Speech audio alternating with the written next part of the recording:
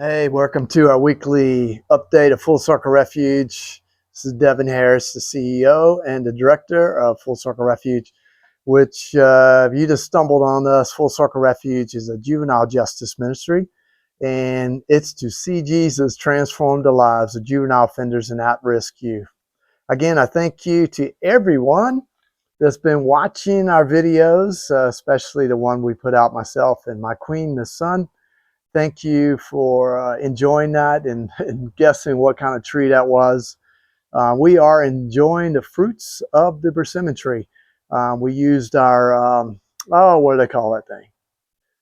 Yeah, my wife is, see, this is all in edit. She's drying it out and making it almost like a fruit that you can chew on. She sliced it very thin.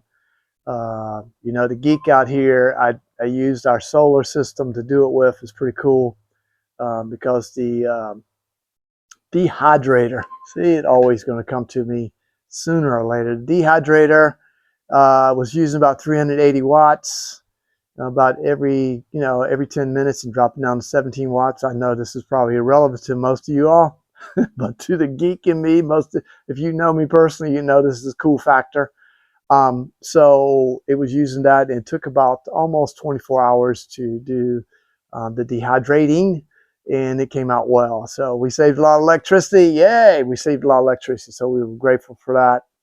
So thank you for again. And I'm sitting on the front porch. This is what we do, some rocking chair counseling sometimes. We enjoy it out here. You can see the Refuge sign behind me and the Harris sign home behind us, and our antique door. This is our front door.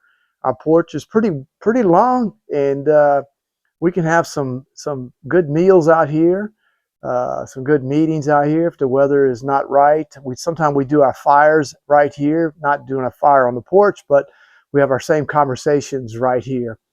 It's a beautiful day. Friday, it's in the 70s. Getting the wood stove stoked and prepared, cleaned up. I put a little wood in it this morning just to get it purified or cured, and ready for the 40 degree at night, because I love a good stove, and my body definitely needs the warmth and not the HVAC bake. So that's kind of on the personal note, what's been happening this week at the Refuge in myself and son's life. But it's been always an eventful week of prayer or praises. We didn't have a lot of events this week. I had some meetings. I had one cancellation of event in a lockdown, and this is the real world of what we deal with each time. We're dealing with a culture that's spiritually deprived. So there's a lot of dynamics that can offset a schedule. And that's just the reality of being a missionary to at-risk youth and juvenile offenders. But I did have an opportunity to meet with a couple guys in one of our facilities, and I'm always intrigued why they come in this group, why they come in here. I ain't got no candy, I ain't got no cake, no sodas. Why are you coming into my group? There was 3 guys that walked in, and they said, this is group. I said, what kind of group do you think this is? Well, you're going to talk about church, you're going to talk about the Bible. Okay, we're starting on the right track. And then having conversations with them about where they're going in life, what's their baseline for Jesus, what could be happening to them if they didn't get locked up. Some said, I could be in more trouble. There might be a bullet with my name on it. I'd be dead, So sometimes life is extended just for lockup. And that's for folks out there, families that get locked up sometimes. It's probably sometimes a reality check. It's time to get some Jesus. And yeah, there's a lot of jailhouse religion happening in lockup. And that's okay, because some of us have our jailhouse religion when we go to church on Sunday.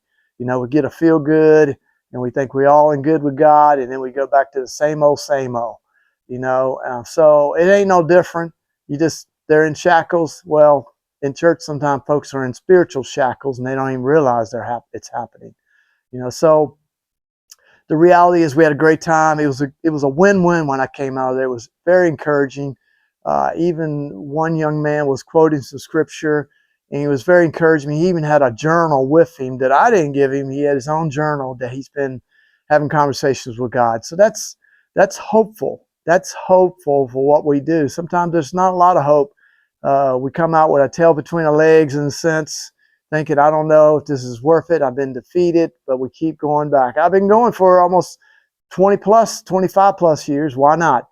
And so we had some great conversations with other Christian brothers throughout the week. I was encouraging another brother today on his ministry and his focus and things like that. You know, there's my neighbor. Hi, neighbor. You know, there he goes blowing the horn.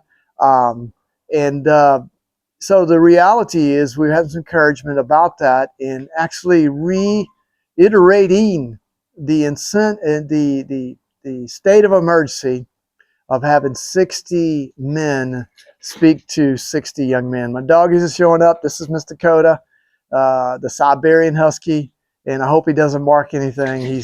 He showed off on a couple other past videos. And here comes Miss Precious. She gets a quick lick.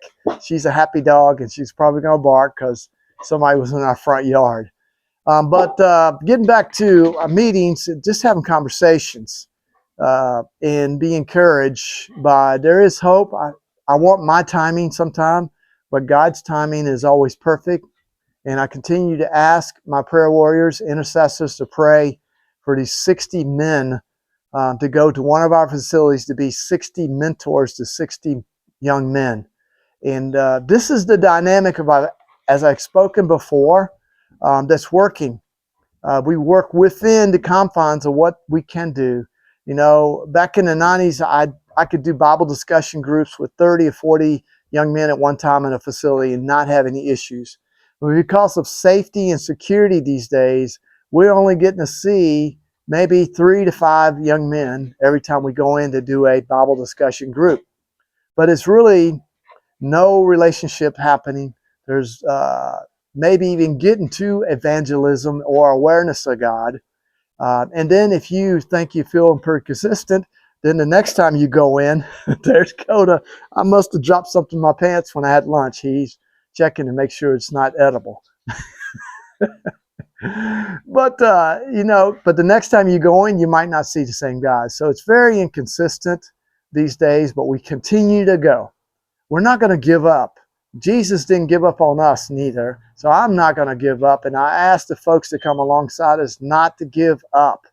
We want to see the fruit. Matter of fact, the fruit sometimes works like this. I remember back in the day, and I probably mentioned this before, that we as a ministry, we're really like seed planters and fruit inspectors. That's all we're doing.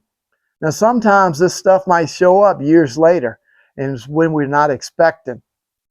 And the great thing about that, if we go in expecting something from ourselves, we might not get anything. And that's pretty disappointing. And we're actually, in a sense, want the glory for ourselves. And that's not the intent of missions. That's not the intent of Christianity. That is not the intent of what God has called us to be. Remember, the Great Commission is just go. Just go. It didn't say get all these numbers. It didn't say how many did you reach. I guess sometimes churches ask me, how many do you think you reach? My number is just 1%. In 25 years in the business world, that looks pretty sorry, But in God's economy, His kingdom, that's beautiful. And my goal, ultimately, in my life, and this is one of my personal mission statements, is to see 100 of these young men doing what I do today. That's my goal. I've hit a couple, but I'm not close to 100 yet. I'm still praying.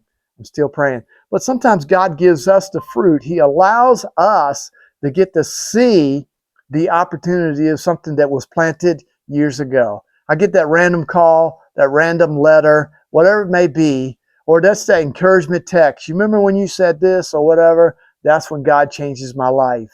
And we all have stories like that. We just didn't come to Jesus on a good point in our life. We come when we were on our knees.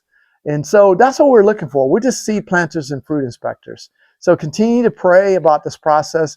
I met with another gentleman today. We are working slowly to this 60 men. I am praising God that I had 2 conversations about this week.